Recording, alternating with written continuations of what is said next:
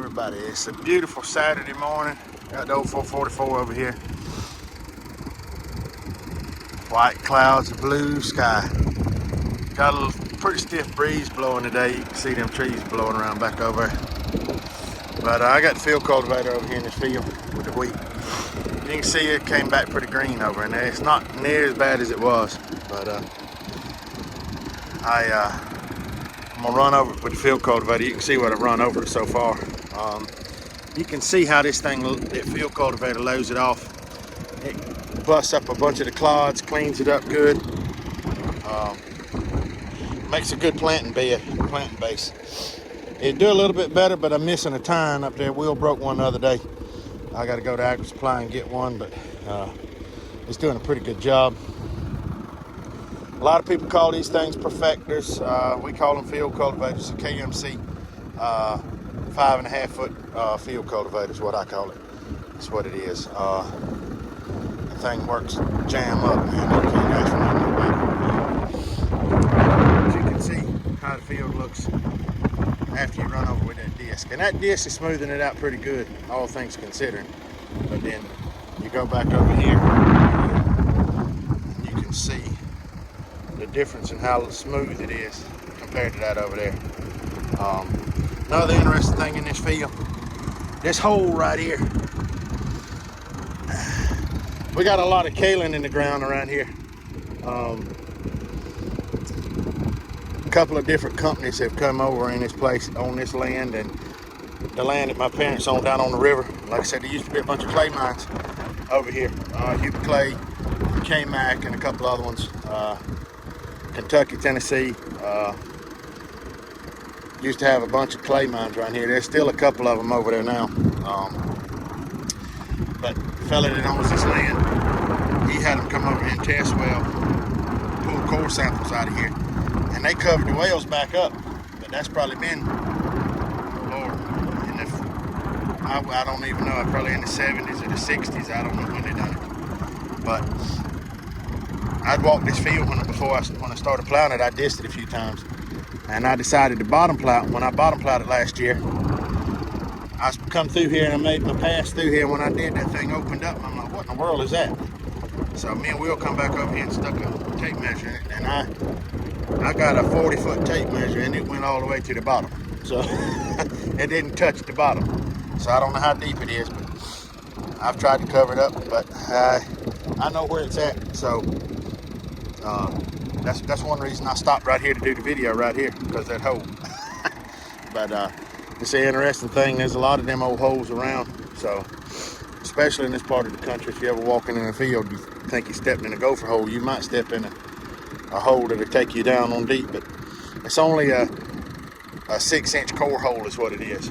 But like I said, just an interesting thing out here in this field. I'm gonna try to get a little video running this thing. Like I said, it's awful windy and it's kind of dusty, but you can see there's still moisture in the ground. I'm pulling the moisture up. So may try to plant some corn this afternoon. I got that other piece around the corner, about an acre. I field cultivated it and got it smoothed out. I can plant it. And I did right up there, and I looked at the corn that I planted last week, and it's actually breaking the ground. So on the way back to the house, I'm gonna do a little bit more over here and decide whether I'm gonna come bring that big disc hire back over here and knock it under again, or just go over it with this again. I don't know. I'll finish it up. But like I said, I'll just get a little video of this, and I'll bring y'all back in a few. All right, got 440 for talking this morning.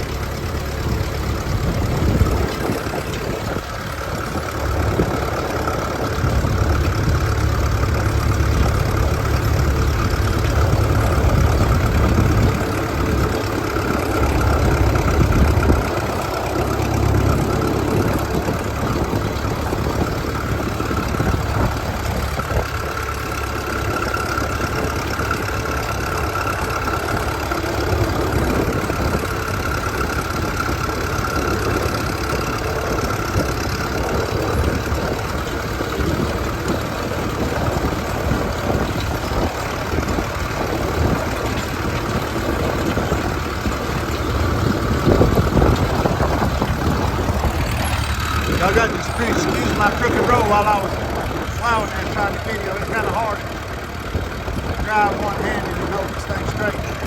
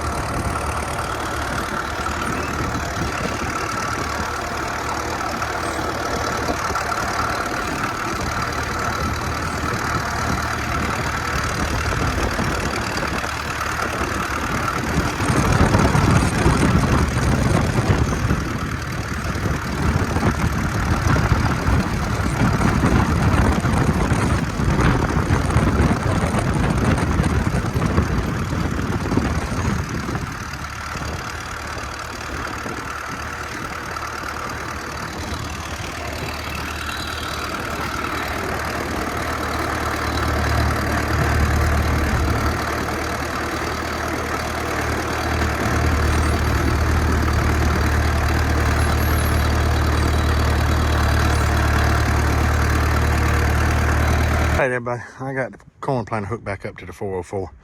I just went and picked up my corn wagon full of corn over there, if you can see it. I carried John's spreader back and brought that wagon full of corn back. I tell you right now, if there was any cobwebs in that 404, I'll guarantee you I blew every one of them out today pulling that corn wagon back, because boy, I'm gonna tell you, that's a load.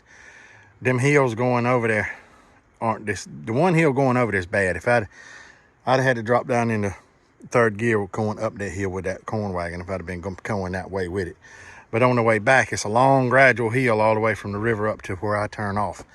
And boy, I'm gonna tell you right now, it was a load all the way up that hill. I'm talking about wide open, just as hard as she'd pull. So, but yeah, it blew the cobwebs out of it today. So carburetor's doing real good on it. So hopefully everything's rocking and rolling.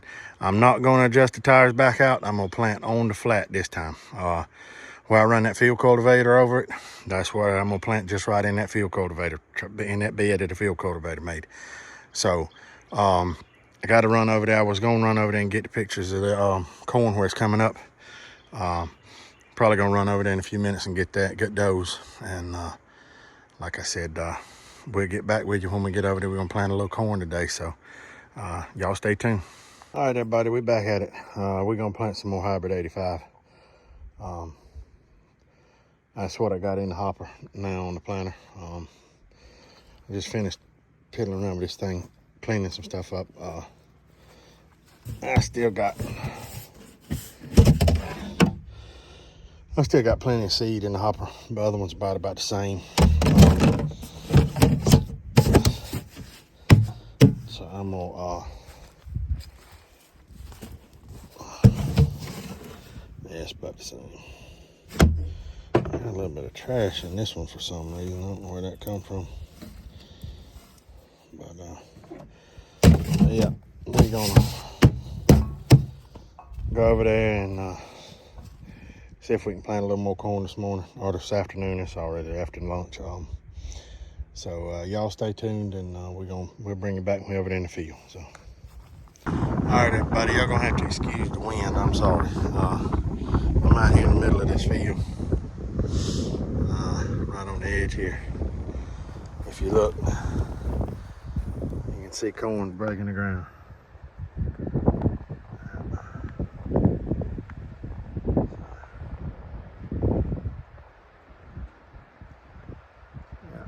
So